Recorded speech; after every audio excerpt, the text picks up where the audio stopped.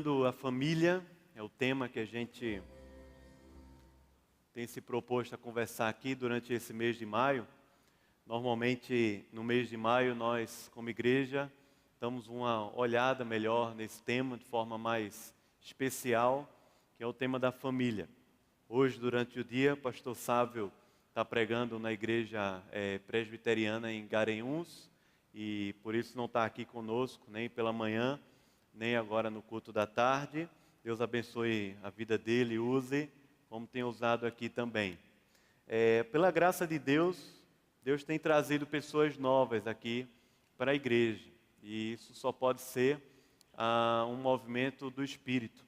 Só pode ser um movimento de Deus e da palavra de Deus. Nós, como liderança da igreja, pastores, presbíteros, nos sentimos muito pequenos e insuficientes, tanto para poder cuidar, como para entender essa razão. Hoje pela manhã, fui abordado aqui por uma família que mora em Moreno. Não é ele falou, eu acho que 35 quilômetros, eu acho que foi o que ele disse, para chegar aqui à igreja da sua casa, e foi compelido por Deus para participar aqui da nossa igreja, e está formalizando isso através da membresia, tendo em vista que ele já era membro de uma igreja presbiteriana, e já está aqui há mais de 8 meses, e está fazendo essa transferência por jurisdição a pedido, conforme consta na nossa Constituição da igreja. Eu sempre no culto da tarde tenho visto aqui um público bem diversificado.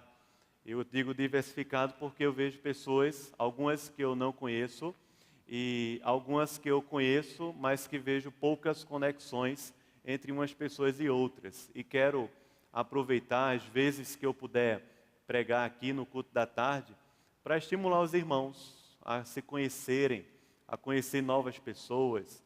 De repente, você que tem filho pequeno, poder marcar com a outra família, depois do culto, vai para o Habib's, compra uma esfirra, fica comendo, deixa as crianças brincando, se conhece mais, tem essa interação que é tão importante e abençoa tanto a vida da gente.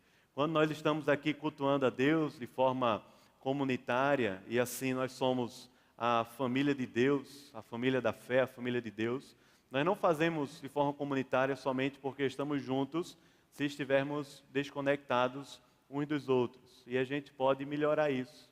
Você pode conhecer, de repente, você que já é membro da igreja, pode abrir os olhos. Quem são as pessoas que cultuam comigo no culto das 4h30? Mais ou menos 80% do público é o mesmo durante os cultos das 4h30 aqui. Mais ou menos. Eu não fiz nenhuma pesquisa, isso é da minha cabeça, pelo que eu vejo, mas eu acho que eu estou certo, matematicamente correto. É em torno de 80% por aí. Né? São poucas variações de gente que tem participado aqui às 4h30, e eu creio que dessa forma a gente pode interagir melhor. Você que já é membro da igreja pode estar mais aberto, com os olhos e o coração mais aberto, para conhecer outras pessoas que estão chegando na igreja. E você que tem chegado aqui, que é muito bem-vindo, e é um prazer imenso recebê-lo aqui, pode também se abrir e de repente fazer um vínculo de amizade, participando de um grupo pequeno, participando de discipulados, para que a gente possa caminhar junto como igreja e não somente cultuar aqui no culto das 4h30 e deixar as crianças lá no ministério infantil aprendendo mais da palavra de Deus. Então, eu creio que a gente pode, nesse sentido, se conectar mais. Faz parte do tema anual da igreja. A nossa ideia esse ano é trabalhar sob a perspectiva de conectar mais um. E não necessariamente esse um seja uma pessoa não cristã, seja um novo convertido. Esse um pode ser um irmão na fé, alguém de outra comunidade que tem chegado. Esse um pode ser aquele que senta ao meu lado. Eu falo com ele somente na hora que o grupo de música pede para falar e abraço, né, ou o pastor. Esse um pode estar ao meu lado, de repente com o coração bem amargurado, ressentido, por causa de experiências ruins na vida, na família, até mesmo na igreja. E quando vem aqui cultuar com a gente, de repente precisa receber um abraço, não somente um abraço físico, literal, mas um abraço de alguém que deseja caminhar, colocar o ombro junto e caminhar em direção a Cristo, na caminhada cristã, na nossa caminhada. A gente vai abrir a Bíblia, mais uma vez, no livro de Gênesis. Eu peço ao irmão, por favor, abra o texto de Gênesis, capítulo 1. Semana passada, a gente conversou aqui nos cultos da tarde e noite a respeito desse texto, sob a perspectiva mais da mulher. Esse final de semana, as mulheres estiveram num retiro maravilhoso aí. Algumas estão aqui já no culto, e eu sei que foi bênção, glória a Deus por isso. No domingo passado nós conversamos aqui nos 4 cultos, em textos bíblicos, Provérbios 31, como também Gênesis, capítulo 3, na verdade, mas a gente olhou um versículo do capítulo 1, pensando nesse universo feminino, e a proposta é que a gente converse hoje sobre esse tema, pensando nesse universo masculino que nos envolve. Confesso que é um tema muito desafiador. Eu me sinto aqui à frente extremamente incapacitado, extremamente fraco para poder falar alguma coisa a respeito de família, a respeito desse tema. Eu só creio na suficiência de Cristo, na graça de Deus, na minha vida, na sua vida, e por essa graça Deus pode abençoar a gente. Eu prego a palavra com aquilo que eu preciso viver, aquilo que eu quero, que eu desejo no meu coração, e eu quero que você olhe para a palavra com esse desejo também, aquilo que você quer viver, aquilo que você deseja no seu coração. Você é mulher, diz assim, eu sou mulher, o que é que eu vou fazer nessa pregação? O que é que esse texto vai ter a ver comigo? Eu já ouvi semana passada a minha parte, eu acho que eu vou ficar atualizando minhas redes sociais durante a pregação, minhas fotos, ou resolvendo a minha agenda da semana, não sei. Querida irmã, eu tenho certeza que você, sendo mulher, convive com homens, assim como os homens da semana passada convivem com mulheres. Quando aprendemos sobre isso, é uma excelente oportunidade da gente conviver com homens e trazê-los à palavra, sejam o marido, ou sejam os filhos, ou sejam um sobrinho, ou até mesmo pessoas do nosso pequeno grupo, irmãos que nós de repente aconselhamos, gente do trabalho, enfim.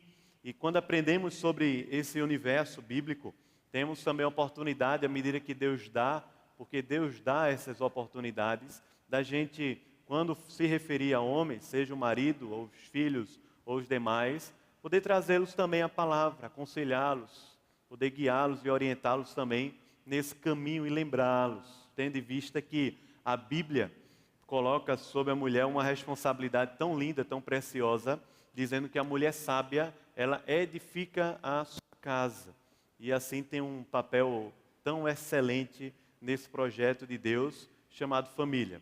Nós vamos ler Gênesis capítulo 1, os versículos 26 ao finalzinho do capítulo 1, 26 ao 28, tá bom? Depois a gente vai pular capítulo 2 e assim a gente vai. Você está com Bíblia aí? Se tiver alguém sem Bíblia, você pode também ajudar para todo mundo participar da leitura. Ele diz assim no verso 26: Também disse Deus, façamos o homem à nossa imagem, conforme a nossa semelhança. Tenha ele domínio sobre os peixes do mar, sobre as aves dos céus, sobre os animais domésticos, sobre toda a terra e sobre todos os répteis que rastejam pela terra. Criou Deus, pois, o homem, à sua imagem, a imagem de Deus o criou, homem e mulher os criou. Você pode ler comigo 28, ele diz, e Deus os abençoou, sede fecundos, multiplicai-vos, enchei a terra e sujeitai-a. Dominai sobre os peixes do mar, sobre as aves dos céus e sobre todo animal que rasteja pela terra. Amém. Passe aí, por favor, a sua Bíblia ao capítulo 2. Eu quero ler com você os versos 15 ao 17, quando ele diz: Tomou, pois, o Senhor Deus ao homem e o colocou no jardim do Éden para o cultivar e o guardar. E o Senhor Deus lhe deu esta ordem: de toda árvore do jardim comerás livremente, mas da árvore do conhecimento do bem e do mal não comerás, porque no dia em que dela comeres, certamente morrerás. Versículo 18, há um atestado de Deus a respeito do homem, quando ele diz: não é bom que o homem esteja o quê? Só. Vou fazer para ele uma auxiliadora, que ele seja complementar. No último versículo do capítulo 2, a narrativa nos mostra que o homem e a mulher, ambos criados por Deus, a imagem e semelhança de Deus, constituindo ali uma família, e por isso que no finalzinho do capítulo 2, no verso 24, há um princípio espiritual estabelecido, quando diz: por causa disso, Deus, ou melhor, por causa disso, o homem deixa a sua casa e se une à sua mulher, e ambos se tornam ali uma só carne. E aí no último versículo diz assim: ora, um e outro, homem e mulher, estavam nus e não se envergonhavam. Agora no capítulo 3, nós vamos ler até o versículo 21. Ele diz o seguinte: mas, ou seja, já aqui uma introdução a um ambiente de adversidade. A coisa estava como Deus criou, a estrutura toda da criação do jardim do Éden, da terra, da natureza, dos animais, do homem e da mulher, estão correspondendo a uma estrutura harmônica criada por Deus. Mas o capítulo 3 nos introduz uma nova história que nós conhecemos, é a queda do homem. E ele diz: mas a serpente, mais sagaz que todos os animais selváticos que o Senhor Deus tinha feito, disse à mulher: é assim que Deus disse: não comereis de toda árvore do jardim? Respondeu-lhe a mulher: do fruto das árvores do jardim podemos comer, mas do fruto da árvore que está no meio do jardim, disse Deus: dele não comereis, nem tocareis nele, para que não morrais. Então a serpente disse à mulher: é certo que não morrereis, porque Deus sabe que no dia em que dele comerdes, se vos abrirão os olhos, e como Deus, sereis conhecedores do bem e do mal. Vendo a mulher que a árvore era boa para se comer, agradável aos olhos, e árvore desejável para dar entendimento, tomou-lhe do fruto e comeu, e deu também ao marido, e ele comeu. Abriram-se então os olhos de ambos, e percebendo que estavam nus, coseram folhas de figueira e fizeram cintas para si.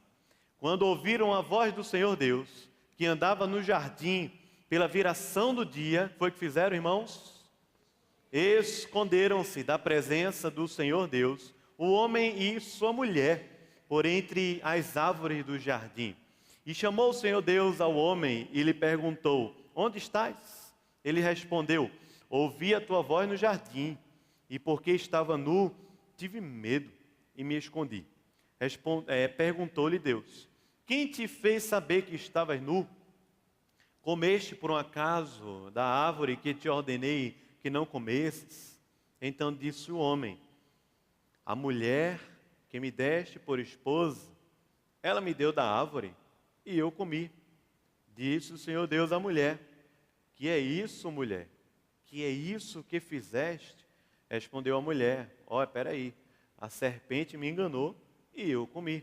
Então o Senhor Deus disse então à serpente: visto que isso fizeste, maldita és entre todos os animais domésticos e o és entre todos os animais selváticos. Rastejarás sobre o ventre e comerás pó todos os dias da tua vida. Porém, inimizade entre ti e a mulher, entre a tua descendência e o seu descendente, este descendente aí que virá, que vai nascer, ele ferirá a sua cabeça e tu lhe ferirás o calcanhar. E a mulher lhe disse: multiplicarei sobremodo os sofrimentos da tua gravidez. Em meio de dores, darás à luz filhos, e o teu desejo será para o teu marido, e ele te governará. Queria chamar só os homens agora para ler comigo os versículos 17 e 18. Vamos lá? Só os homens. Agora leia com força aí, tá bom? Diz assim, ó. E a Adão, visto que atendeste à voz de tua mulher, maldita é a terra por tua causa. Em fadigas obterás dela o sustento. Durante os dias, ela produzirá também cardos e abrolhos. E tu comerás a erva do campo. 19 também. No suor do rosto comerás o teu pão, até que tornes a terra.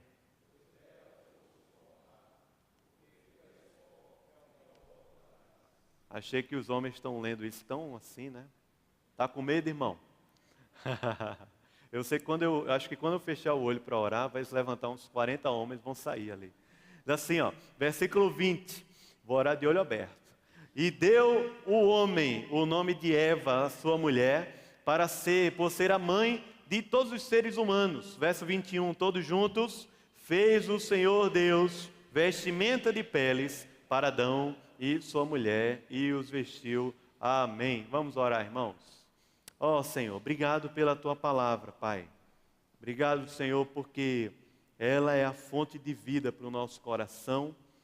Através dela que o Senhor fala, o Senhor nos repreende, o Senhor nos exorta, o Senhor nos educa. O que eu te peço se for a tua vontade, o Senhor traga a tua palavra a um entendimento mais profundo no nosso coração, de forma que a nossa vida seja transformada pelo Senhor, ou que haja pelo menos uma disposição em nosso coração a te buscarmos com mais seriedade, a sermos fiéis, obedientes ao Senhor, a guardarmos e amarmos o Senhor acima de todas as coisas, Pai. Nos abençoa, Deus, abençoa a vida dos meus irmãos aqui, nos abençoa como corpo, como igreja, dá-nos a graça de podermos caminhar juntos na direção do Senhor, em nome de Jesus, amém, amém. Irmãos, Gênesis capítulos 1, 2 e 3 é um daqueles textos que eu acho que, como cristão, nós vamos mais revisitá-los, visitá-los e revisitá-los na jornada da nossa vida. Aqui nós temos, creio eu, e muitos pastores e teólogos, nós temos o fundamento de toda a revelação. Nós temos aqui em Gênesis capítulo 1, 2 e 3, a revelação da criação de Deus. Nós temos aqui os princípios que envolvem a identidade do homem, aquilo para o qual Deus, como Deus fez o homem, como também a missão, aquilo para o qual Deus criou o homem e a mulher também, os mandatos a nível relacional, a nível social, a nível de relacionamentos uns com os outros, dentro dessa estrutura da criação, como também nós temos mandatos com relação ao nosso envolvimento com a terra, aquilo que Deus criou e nos deu para subjugarmos, desenvolvermos, para cultivar e guardar, conforme a ordem de Deus para nós. Aqui nós temos também o relato a respeito de uma desestrutura imensa que aconteceu, chamada de queda, a queda do homem. É um livro um livro de apologética, que eu acho o título dele bem interessante. O título é Não Era para Ser Assim. Não era para ser assim. Em Gênesis, no capítulo 3, nós vamos descobrir por que muitas das coisas que nós estamos envolvidos hoje na nossa sociedade estão numa situação tão catastrófica, tão difícil. É difícil a nível nacional, é difícil a nível internacional, mas muitas vezes é difícil a nível de relacionamentos familiares, é difícil dentro do nosso próprio núcleo familiar, da nossa própria casa. A vida não é fácil, a vida é muito difícil. E o Gênesis, no capítulo 3, nos mostra, Deus revela para a gente como a queda aconteceu, como o pecado entrou no mundo e como isso trouxe uma desestrutura colossal, imensa na nossa vida, bem como nas nossas relações também. No entanto, no capítulo 3, Deus não deixa a história acabar, finalizar na queda. A história do homem não inicia nem finaliza no pecado. A história do homem, ou a história da humanidade, ela começa em Deus e ela termina em Deus, porque esse é o caráter de Deus, Ele é o alfa e o ômega, Ele é o princípio e o fim de todas as coisas. De forma que o texto de Gênesis capítulo 3 não nos deixa na queda, ou não deixa, Deus não deixa o homem na queda. Mas no próprio capítulo 3, Deus já aponta para nós uma esperança de uma redenção através de um descendente da mulher que venceria o pecado e a morte. À medida que crescemos, ou à medida que cremos em Cristo Jesus, que é esse descendente da mulher que vai sendo revelado em toda a Bíblia, a história do Antigo Testamento vai mostrando para a gente como Deus vai movendo caminhos, nações, coisas grandes, macros, bem como coisas micros, pequenas, história de mulheres e homens pequenos na sua estrutura de vida, que Deus vai movendo de tal maneira, em amor, em graça, em sabedoria, para que o seu filho possa nascer na plenitude dos tempos e na cruz vencer a morte e o pecado, bem como na ressurreição. O texto não termina, o texto do Gênesis capítulo 3 não termina mostrando para a gente que estamos fadados ao fracasso, à morte, ao pecado, mas o texto, na sua estrutura, aponta para nós uma esperança de redenção, bem como uma esperança de uma renovação e de uma restauração de todas as coisas. Por isso que no final do capítulo 3, Deus expulsa o homem e a mulher do jardim do Éden, e fazendo isso, Deus guarda o caminho para aquela árvore que era chamada de árvore da vida, para que a gente possa desfrutar dela na consumação dos séculos, quando Jesus voltar. Preciso dizer a você que está aqui conosco hoje, de repente não conhece muito a Bíblia, Jesus Cristo vai voltar, e quando Ele voltar, há de restaurar toda a terra, e aquilo que nós lemos em Apocalipse, e em muitas partes do Apocalipse, vai acontecer. Nós vamos poder provar eternamente dessa árvore da vida e andarmos com Deus sem pecado, sem nenhum pecado. Nido, diminui um pouquinho o volume, que eu gosto de me empolgar, eu sei que está bem alto. Ou é o retorno que está alto? Obrigado, irmão. Senão tem gente que fica, ai. Beleza, gente? Vamos continuar então. O texto termina falando para a gente isso. Há uma consumação, há uma história para acontecer. É verdade que esse é um texto muito debatido em ambientes teológicos, acadêmicos também, universidades, e muitos vão dizer que esse texto aí não é verdade, é um mito. Isso nasce especialmente, ou é trazido para a nossa sociedade, especialmente depois do século XIX para cá, a essa era do esclarecimento, fruto desse movimento chamado iluminista, que você deve conhecer bem. E o fato é que não foi somente nas universidades públicas, nas universidades seculares, tendo em vista também que naquela época a coisa não era tão secular como hoje, mas dentro dos próprios seminários teológicos surgiram vários pensamentos e várias teologias questionando o texto de Gênesis, capítulos 1, 2 e 3, e equiparando eles a outras mitologias que existem em vários povos. É verdade que existem mitologias entre sumérios, é verdade que existe a mitologia da criação dos egípcios, e Moisés conhecia bem, Moisés estava escrevendo Gênesis aí, Deus deu a revelação a ele da criação de todas as coisas, e Moisés conhecia bem essa estrutura mitológica do Egito, ao qual ele fora também criado de certa forma lá dentro do palácio do faraó.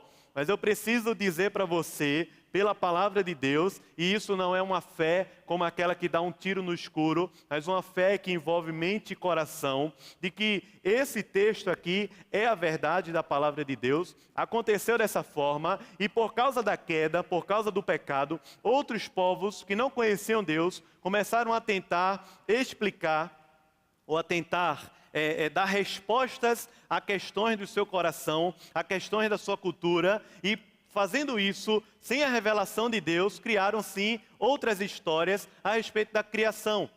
E é interessante que quando você vai estudar algumas dessas histórias, você vai ver que há alguns pontos de contato entre a história da criação, mas há na maioria do seu corpo, pontos desconexos. E esses pontos desconexos mostram para a gente, de uma forma tão graciosa, um Deus de amor, um Deus de graça. Eu desafio você a procurar na história dos povos a história de um Deus que não somente cria a terra e a humanidade, mas decide compartilhar com o homem do seu caráter, decide compartilhar do homem da sua essência, quando diz ao homem e à mulher que eles foram criados ambos, homem e mulher, à imagem e semelhança de Deus. É interessante porque dentro dessa estrutura dos povos de antigamente, o nível de tratamento que é dado à mulher é muito inferior, muito. Mas você for ler a Bíblia, você vai ver um Deus que se revela não somente a homens de forma direta, mas fala e que se revela também a mulheres. E um Deus que fala com o seu povo, usando inclusive a linguagem feminina, dizendo assim: vocês são a menina dos meus olhos. Eu dou para ver e desafio você a procurar a história de um Deus que se relaciona de uma forma tão profunda com a sua criação, com o homem e com a mulher, que se revela de forma direta ao coração, através da palavra de Deus, pelo Espírito da promessa, de uma forma tão profunda e verdadeira na vida de homens e mulheres. E a história bíblica conta isso para a gente.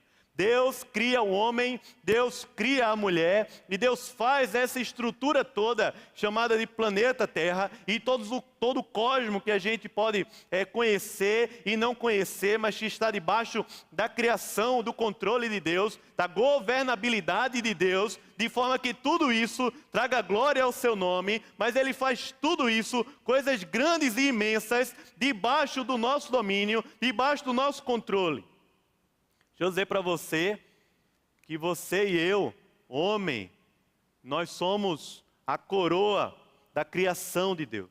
Você e eu, homem, você, mulher, nós somos criados à imagem e semelhança de Deus, e Deus pôs toda essa natureza, todo o cosmos, toda a criação debaixo da nossa guarda.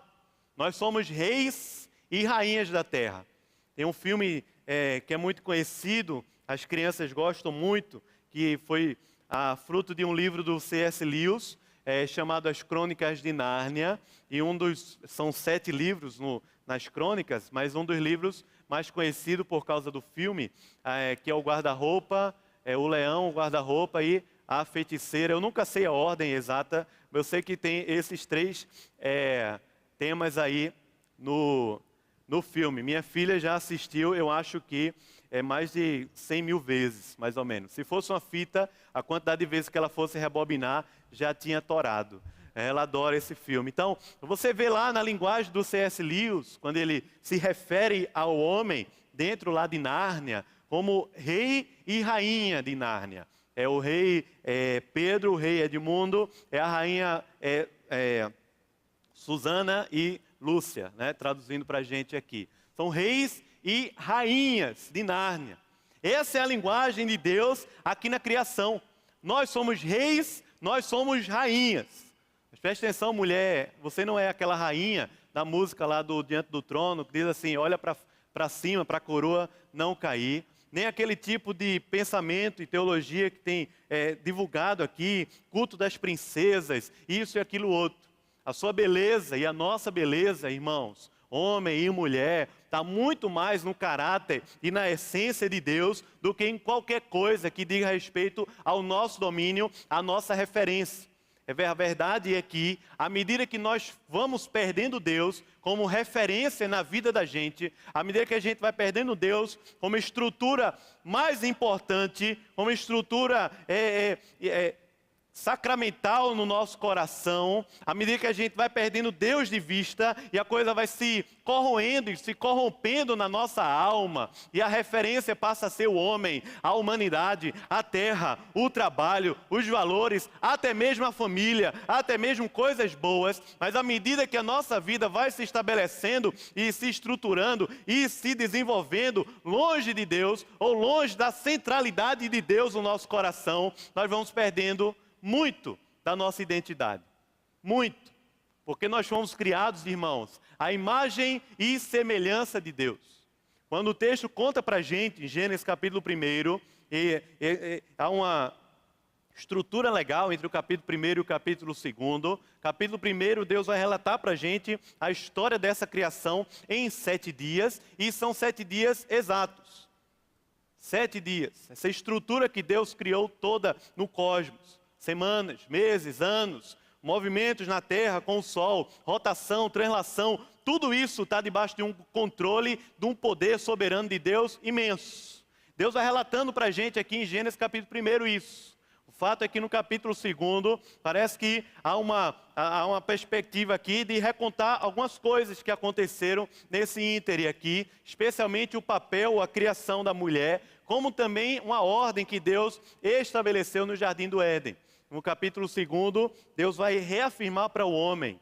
E parece que no capítulo 2 há uma ênfase maior nessa ordem que Deus dá ao homem, como aquele que é o cabeça da criação, ele é o cabeça da mulher. Quando Paulo fala lá na frente, em Timóteo, a respeito desse nível de relacionamento entre marido e mulher, e fala sobre a submissão, Paulo não fala lá, ou não usa como referência a queda.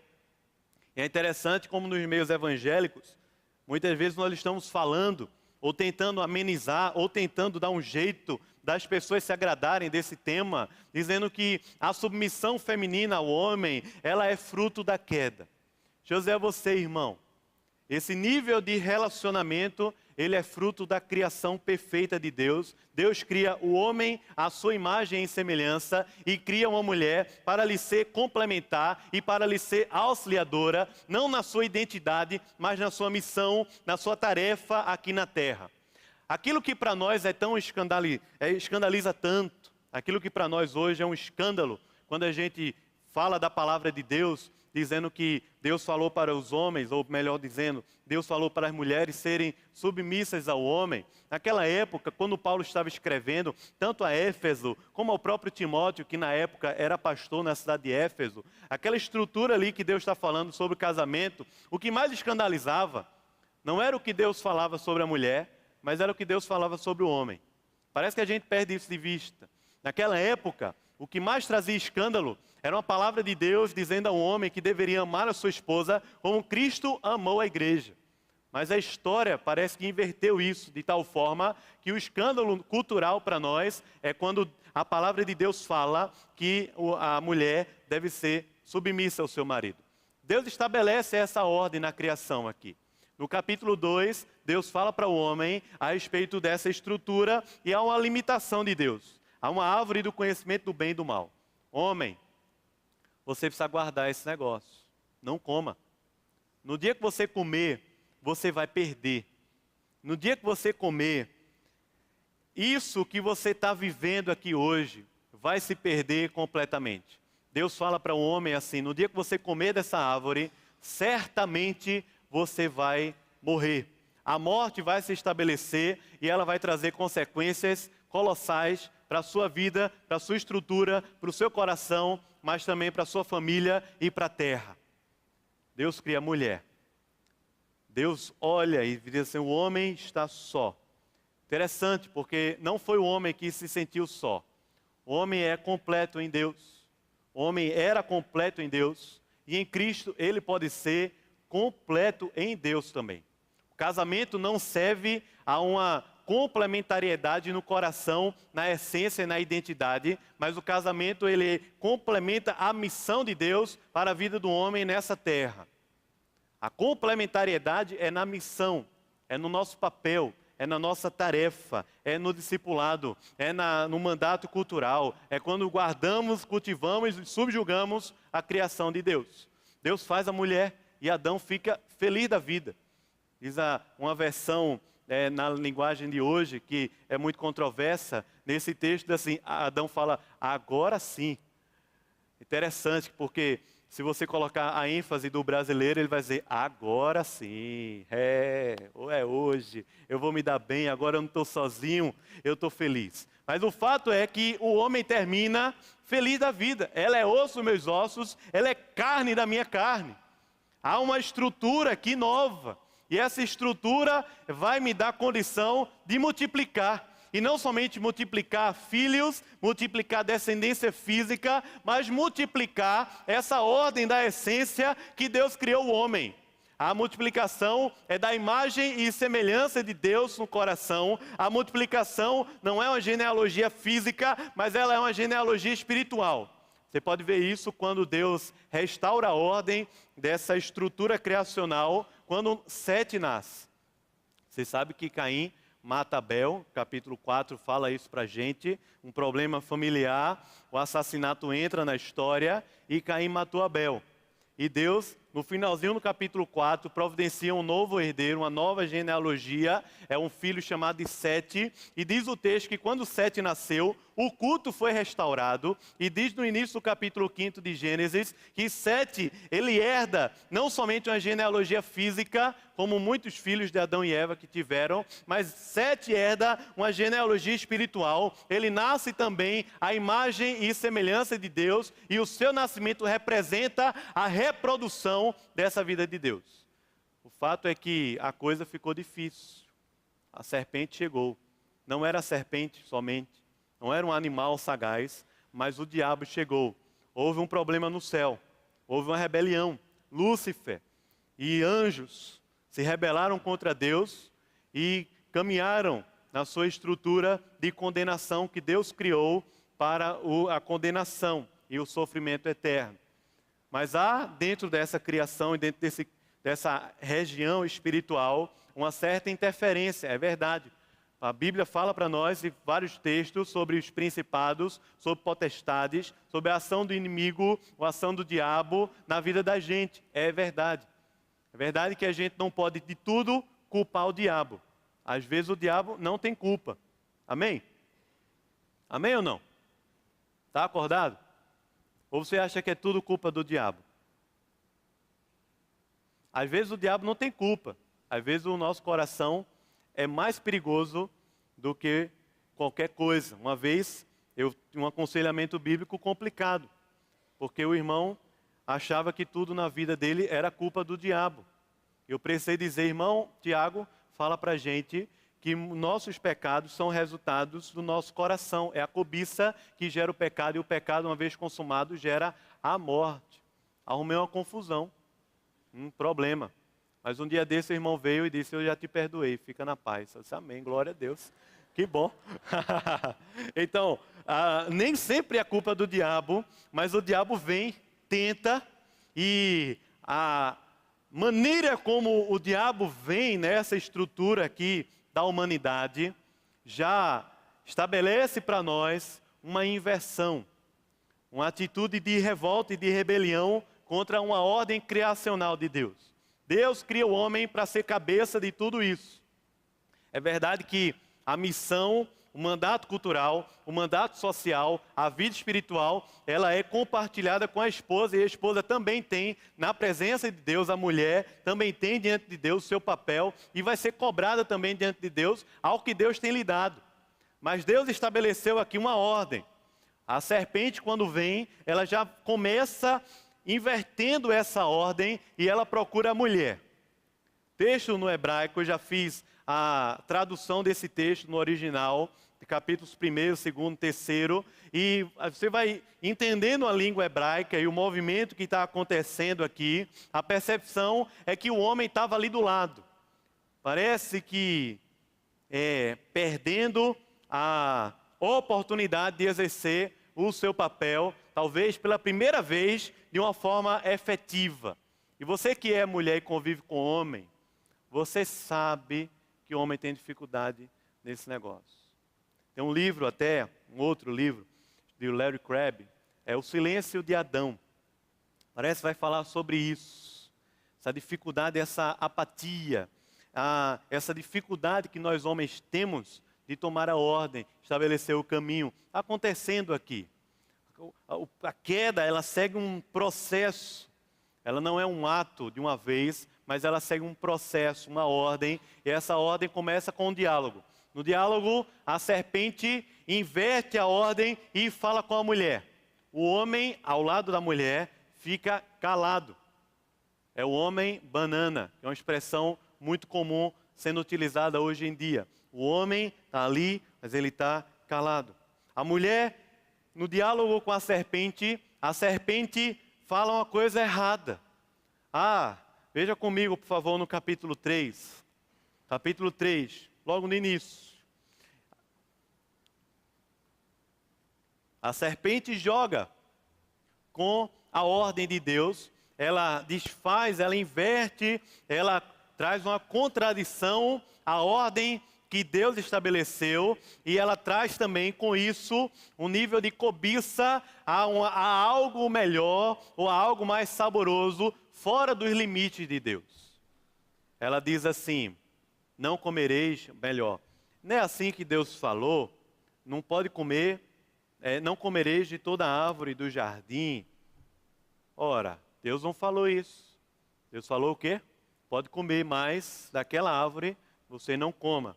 A mulher disse: do fruto de todas as árvores do jardim podemos comer, mas da árvore que está no meio do jardim, disse Deus, dele não comereis, nem o quê?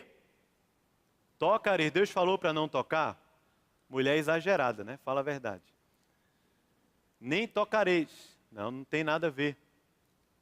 Veja que há um processo já acontecendo aqui nesse diálogo. Alguns vão dizer, vão falar com a gente, e a resposta da mulher, ela representa dois caminhos na vida da gente.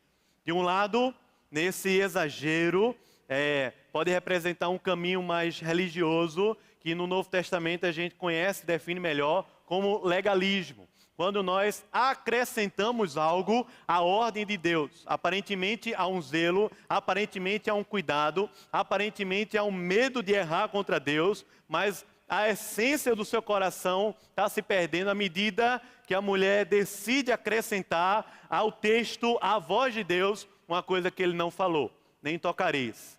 Depois ela continua dizendo o quê? Para que não morrais. Irmão, preste atenção, que talvez na tradução que é colocada para a gente na Bíblia não ajuda. Mas quando a mulher diz para a serpente, para que não morrais, de uma certa forma, primeiramente ela aumenta, ela exagera na coisa, dizendo assim, não toca, mas em segundo ponto, a mulher está diminuindo uma consequência que Deus tinha estabelecido na ordem da criação. A ordem de Deus é, se você comer, você vai morrendo, você vai morrer. Você vai morrer. Mas essa mulher, ela ameniza. Quando você olha para o texto original, entende isso melhor. Que ela ameniza a ordem de Deus, dizendo que ele iria morrer. Nós iríamos morrer. Mas Deus tinha falado algo muito maior, muito mais profundo e contundente para o homem a respeito dessa árvore. De certa forma, a queda, esse processo está acontecendo. E no âmbito do coração, a gente sempre vai perder Deus de vista, a ordem de Deus de vista, a referência em Deus na vida da gente, à medida que seguimos ou um caminho ou outro. E isso não é uma fraqueza da mulher, isso é uma fraqueza da humanidade, minha e sua, você precisa assumir. Por um lado, quando exageramos ou acrescentamos ordens e coisas àquilo que Deus não falou, nós estamos perdendo Deus de vista e, de certa forma, podemos assumir uma atitude, um comportamento ético do reino, uma ética bíblica, mas uma ética bíblica sem Deus pode se tornar até uma idolatria e nos conduzir para o inferno e a morte eterna. Por outro lado, podemos diminuir e seguir uma ética, ou melhor, e seguir um padrão de vida que o que vai mais importar é aquilo que vai ser a cobiça do meu coração, a satisfação da minha alma, fora dos limites de Deus. E quando somos enredados, envolvidos pelos prazeres, pela cobiça, começamos a diminuir as consequências. Ah, não é bem assim. Você já ouviu alguém falar? Não tem nada a ver isso. Já ou não? Ah, não tem nada a ver. Isso aqui... eu posso, eu vou fazer uma fezinha, eu estou sem dinheiro, eu vou pular a cerca, eu posso fazer sexo sozinho, eu posso... irmão, tem nada a ver. A gente começa trilhando esse caminho aqui. Está acontecendo, há um processo e o homem está lá, calado. Versículo 4, você pode olhar, por favor, 5, diz assim: Deus sabe que no dia em que você comer, olha só, a cobiça, a tentação, a coisa que vai ser vista de uma forma diferente por causa de uma cilada e uma jogada do inimigo. E aí você vendo aquilo, seus olhos vão ser abertos e você vai ser igual a Deus. A mulher passa a olhar para o fruto de uma forma diferente, ela viu o fruto, a ideia aqui é que o fruto se tornou saboroso ao seu coração, ao seu paladar, agradável aos olhos, árvore desejável para dar entendimento, e aquela proposta de vida se torna saborosa para a mulher. E ela vai e come. Não somente ela come, ela também dá ao seu marido e ele come. Ou seja, ela estende o braço ao seu marido que estava ao seu lado e ele come. O que acontece, irmãos, é que na mesma hora os olhos foram abertos. Mas não aconteceu da forma como a serpente tinha projetado para o homem. Não aconteceu da forma como aquela proposta de vida foi projetada para nós. Não aconteceu da forma como aquela cobiça se projetou no nosso coração. Não aconteceu da forma como aquela pessoa prometeu para nós. Aconteceu de uma forma completamente diferente. Os olhos foram abertos, mas não para serem como Deus. Os olhos foram abertos e houve uma inconsistência de alma tão profunda, tão grande. Eu acho que uma maneira, sem entender direito o que estava acontecendo, a expressão da nudez parece ser essa incompatibilidade de alma, no qual o homem sem Deus, ou sem Deus como referência na sua alma, passa a viver uma vida tão incompatível, uma cegueira, um engano, uma culpa, uma coisa tão estranha acontecendo, que eles estavam nus, juntos e não se envergonhavam. Não olha para esse texto para dizer que o pecado foi sexual. O pecado não foi sexual. Marido e mulher ficam nus, um na frente do outro, e não se envergonham, e glorificam a Deus fazendo sexo. Amém. Bênção. Amém? Foi fraco, amém. É bênção, irmão. Amém? É glória de Deus esse negócio. Agora, a coisa foi tão difícil, a culpa, a condenação, a vergonha, que o texto vai continuar mostrando para a gente que eles pegam lá a folha de figueira, cobrem a vergonha, cobrem as suas partes e se escondem. Se escondem, Deus vem ao encontro deles. Acho jóia essa imagem, porque para mim, já a revelação do Evangelho já começa aí. Deus vem ao encontro do homem e resgata o homem. Mas no diálogo de Deus com o homem, qual é a pergunta que Deus faz? O que é que aconteceu? Homem, Adão, foi que houve? O que é que Adão fala? Vou lhe dizer agora. Quem foi que fez essa miséria aqui? Foi quem? Ó, a mulher que também é ligada, disse: eu vou jogar com Deus, vou dizer que foi o inimigo dele. Foi o diabo. Interessante, nós estamos, irmãos, vivendo um momento na história do país difícil demais. Nunca na história desse país a gente viveu uma situação dessa. Essa semana nós vimos homens e mais homens na televisão que, ao invés de trazer para nós esperança, liderança, perspectivas, caminhos trazem para a nossa nação e para a nossa alma vergonha. Vergonha porque, primeiro, porque são pegos em pecados, corrupções. Isso não são coisas pequenas. Não sei você, mas eu passei a semana com um bocado de expressão na cabeça. 5 milhões, 20 milhões, 30 milhões, 80 milhões, 150 milhões. O tempo todinho esses milhões estavam na minha cabeça aqui. É muita coisa, é muita cegueira, é muita loucura. A própria operação da Lava Jato foi denominada de Patmos. Foi lá em Patmos que Deus deu ao João o Apocalipse. O negócio está feio, irmãos. 1.800 políticos descobertos nessa última delação. Vamos lá, vai seguir o processo. Mas você viu algum homem chegar na televisão e assumir sua culpa? Viu, irmão?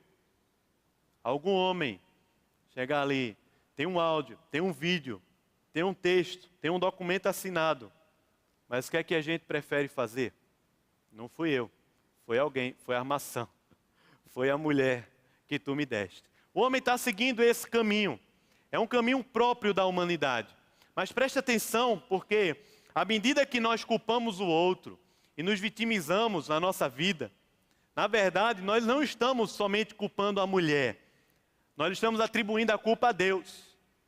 A alma, o coração da revolta e da rebeldia, aquilo que está por trás, enredando e azedando o meu coração, não é somente uma relação pessoal, mas é uma relação contra Deus. Porque foi a mulher que o Senhor me deu, ou seja, foi o Senhor que criou para nós essa estrutura aqui, essa coisa que a gente está vivendo e a gente não sabe mais como resolver. É culpa do Senhor, foi a mulher que o Senhor me deu.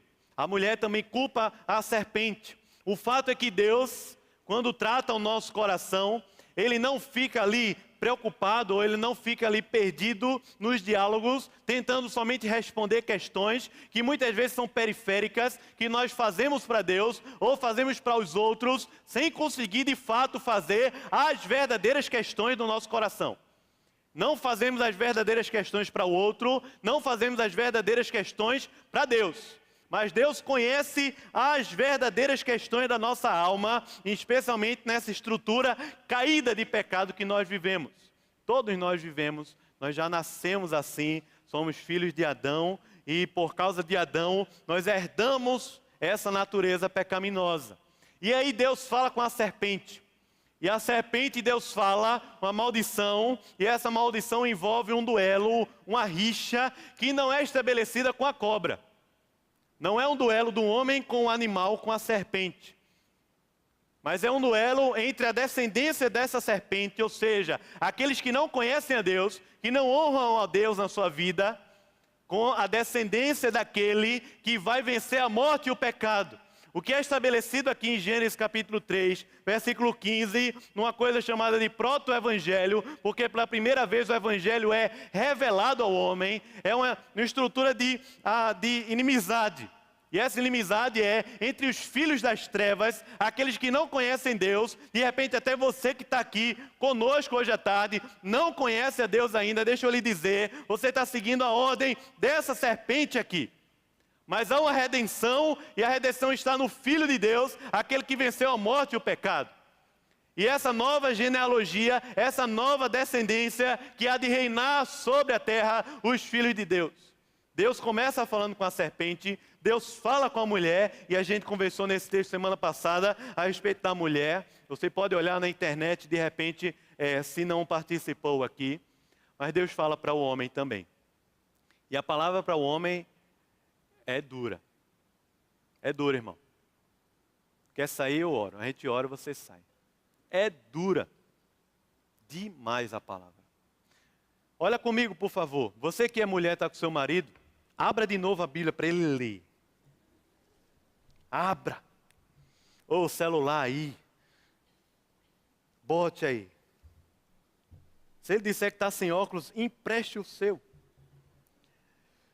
Veja aí, ó. O que é que Deus fala para o homem? A Adão, versículo 17, Deus falou. Adão, você caiu numa grande cilada. você atendeu à voz da sua mulher e você comeu da árvore que eu te ordenara não comesses. O que é interessante aqui, que Deus atribui a culpa do pecado a quem? A Adão. E é assim que a Bíblia vai revelar para a gente em toda ela. Você, Adão, ouviu. Presta atenção, porque aqui Deus não está condenando o homem quando ele ouve sua mulher. A mulher sábia, ela edifica a sua casa. É bênção quando nós ouvimos nossa mulher. Muitas vezes Deus fala conosco através da mulher. Mas a estrutura aqui é que Adão, naquele momento que ele precisava reter o mal, aquele momento que ele precisava romper um laço, aquele momento que ele precisava tomar uma atitude, uma decisão, ele resolveu deixar a mulher governar a sua casa, e governar essa estrutura da criação, governar a sua família, e educar essa estrutura e subjugar ela, não debaixo da cruz, não debaixo da redenção, mas debaixo do pecado. Debaixo da condenação, da voz da serpente, da árvore do conhecimento do bem e do mal, de uma rebeldia contra Deus. E Adão resolveu ouvir e se rendeu. Adão, você caiu numa grande cilada. Irmãos, nós precisamos ser muito sinceros aqui. Grande parte dos nossos problemas em casa é resultado dessa nossa omissão. Grande parte dos nossos problemas na nossa sociedade é fruto dessa omissão de homens, líderes da nossa nação, na sua maioria homens, porque há uma natureza, há uma estrutura criacional para isso, e não é por um acaso. Homens omissos e resolvem deixar a sua vida ser guiada pela cobiça da serpente, longe dos limites da satisfação em Deus, como Adão fez. E é culpa nossa. Quando você está vendo essa situação do Brasil, ao invés de a gente culpar um ou outro, partido ou outro, e cada vez mais estamos encurralados porque não tem a quem recorrermos nesse aspecto, nós precisaríamos, como igreja, assumir uma postura bíblica de que essa culpa é nossa. A culpa é porque nós não sabemos mais formar homens de Deus dentro da nossa casa.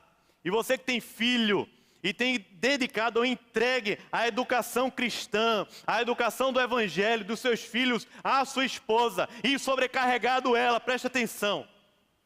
A ordem aqui criada por Deus é que nós sejamos o cabeça. Nós sejamos o sacerdote, o responsável, a estrutura que Deus criou e que Ele vai se referir a nós, ao homem. E grande parte, se não 80% ou 90% dos problemas que vivemos dentro da nossa casa é culpa nossa, é culpa do homem. Da nossa apatia, da nossa falta de hombridade, da nossa falta de masculinidade. Porque não somos homens de Deus, porque não sabemos mais formar homens de Deus, muitas vezes dentro da igreja, nem muito menos dentro da nossa casa. E nós precisamos resgatar isso.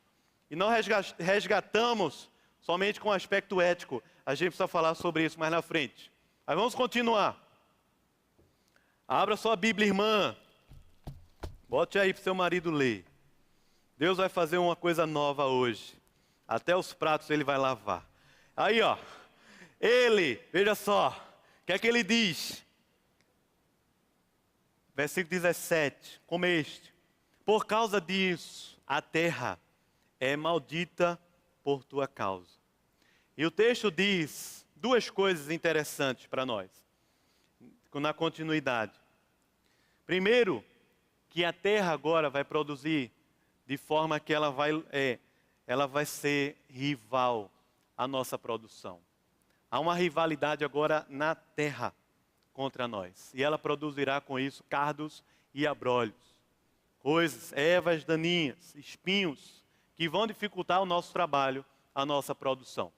Mas há também um sentido aqui, quando fala sobre o suor do teu rosto, não de que o trabalho é fruto do pecado, porque essa teologia medieval não tem nada a ver com a Bíblia, ela tem mais a ver com a filosofia grega do que com a Bíblia. O trabalho não é fruto do pecado, Deus cria o trabalho para o homem antes da queda.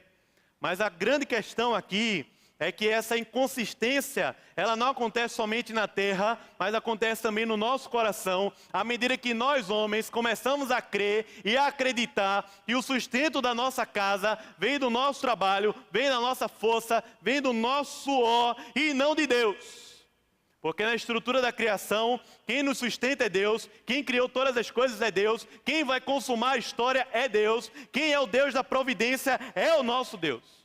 Mas na estrutura do pecado no nosso coração, o engano nos cega de tal forma que passamos a acreditar que somos nós. Irmãos, isso é um grande problema na nossa vida. Porque nós passamos a trabalhar pelo dinheiro, pelo nome, pela reputação, pelos bens. Nós passamos a trabalhar pela ganância, pela cobiça, para sermos iguais a Deus, para termos. E não é uma questão somente de ser rico ou não ser rico, porque o Evangelho não representa esse tipo de pensamento, que ele é mais propício a quem tem menos dinheiro, não é essa a questão. A grandeza que é relatada na Bíblia sobre a pobreza é muito mais de coração do que socioeconômica. Mas a verdade é que o grande engano na nossa alma é porque passamos a crer que podemos viver de forma autônoma. Autonomia contra Deus. Nós não sustentamos nossa casa com o suor do nosso rosto. Nós sustentamos nossa casa com o maná e com o pão de cada dia que o Senhor nos dá. Amém? Deus é quem nos sustenta. Por causa dessa maldição, eu vejo homens perdidos dentro da igreja, inclusive. Às vezes porque o desemprego bate em casa. E quando o desemprego bate na vida do homem e não bate na vida da mulher, o homem, ao invés de se posicionar em Deus, buscar a Deus, se humilhar diante de Deus, esperar em Deus, confiar em Deus e seguir o seu papel, o seu fundamento como homem de Deus dentro da sua casa, passa a ter medo e vergonha e se esconder. Ele não se esconde atrás de uma moita, de uma planta, mas se esconde atrás de uma televisão, se esconde atrás de alguma coisa que vai fazer com que a mulher não interfira mais. E o fato é, parece que os homens vão perdendo a voz, vão perdendo a autoridade, vão perdendo a hombridade e vão perdendo isso, não porque perderam o emprego, mas porque perderam Deus no coração. A referência da vida passa a ser o trabalho, o dinheiro, o salário, o carro, isso e aquilo outro, e não Deus. E o fato é que a gente passa a agir dentro de casa como se fôssemos submissos, como se fôssemos coitados, como se fôssemos vítimas de situações e não como homens de Deus. E isso acontece por causa dessa maldição. Nós passamos a acreditar que o sustento da nossa casa vem pelo nosso braço e ele não vem pelo Senhor somente. Mas irmão, deixa eu dizer para você, a história não acaba aqui. Não era para ser assim. Você sair desse sermão pensando que vai estabelecer uma nova ética do reino dentro de casa, um novo comportamento, e isso vai restaurar a sua casa. Deixa eu lhe dizer, talvez você crie um novo ídolo no seu coração e na sua vida. Porque até mesmo a ética do reino, a ética cristã, o comportamento cristão a respeito da família, se for destituído da graça e do evangelho, pode ser um Deus na vida da gente. A história termina dizendo, não que Deus entregou ao homem a responsabilidade de redimir essa grande besteira que ele fez, mas a história termina dizendo que Deus sacrificou um animal, vestiu Adão e Eva e cobriu a vergonha do pecado. Deus fez isso, enviando o Cordeiro de Deus que tira o pecado do mundo, que morreu na cruz do Calvário, que ali triunfou sobre principados e potestades, e não ficou morto lá no túmulo, mas ao terceiro dia ressuscitou através do Espírito Santo, de tal maneira que aquele mesmo Espírito que ressuscitou a Jesus dentre os mortos, habita dentro de nós e vivifica o nosso corpo mortal. De forma que a obra que Deus começou em nossa vida, chamada de salvação, Ele vai concluí-la até o dia de Cristo Jesus. Há uma redenção, irmão. Para você que não conhece Deus ainda, há uma redenção. Para você que conhece Deus e perdeu Deus de vista lá atrás, há uma redenção, irmão. E a redenção não se dá com tarefas a fazer. A redenção se dá com um coração quebrantado, arrependido, humilhado. Decide chorar e clamar a Deus: Senhor, forma em mim um homem de Deus. Você, mulher, você pode orar: Senhor, me ajude a ajudar o meu marido a ser um homem de Deus. Meu filho, meu parente, meus amigos a serem homens de Deus nessa terra. Vamos orar, eu não tenho mais tempo para a gente aplicar mais, refletir mais. Mas eu queria que você orasse. O grupo de louvor vai vir aqui à frente e a gente vai orar ao Senhor.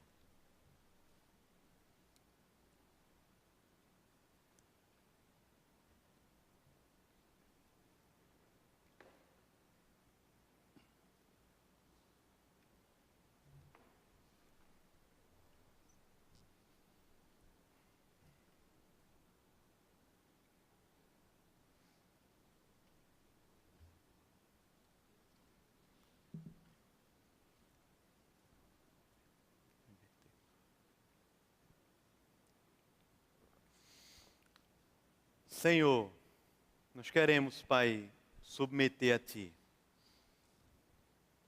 Tua palavra, Senhor, ela é fonte de vida, é fortaleza no nosso coração.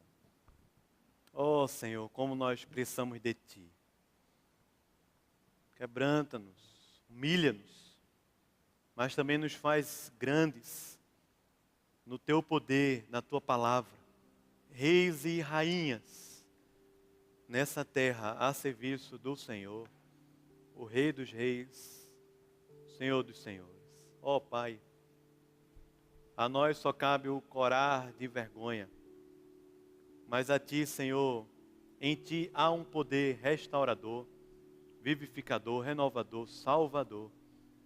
E Ele foi demonstrado na cruz, o sangue da substituição, Cordeiro de Deus que tira o pecado do mundo e nos renova.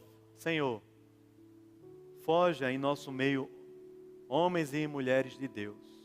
Forja homens e mulheres como nós, fracos, pequenos, cheios de si, arrogantes, que acreditamos muitas vezes na autonomia, na independência. Forja, Senhor, o Teu caráter do Teu Filho Jesus em nosso coração. Senhor, se há alguma família aqui quebrada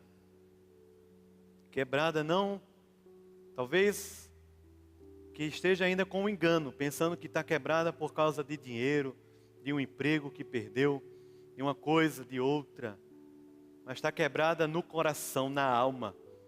Eu peço a Ti, Senhor, a Tua visitação, a Tua graça, Teu Espírito, Teu Evangelho restaurador, Senhor. Nos ajuda a caminharmos juntos, em família, mas também como família da fé. Ó Senhor, cura o coração de homens aqui que estão doentes, na alma. Cura, Senhor. Estabelece o Teu reino, a Tua justiça, Senhor.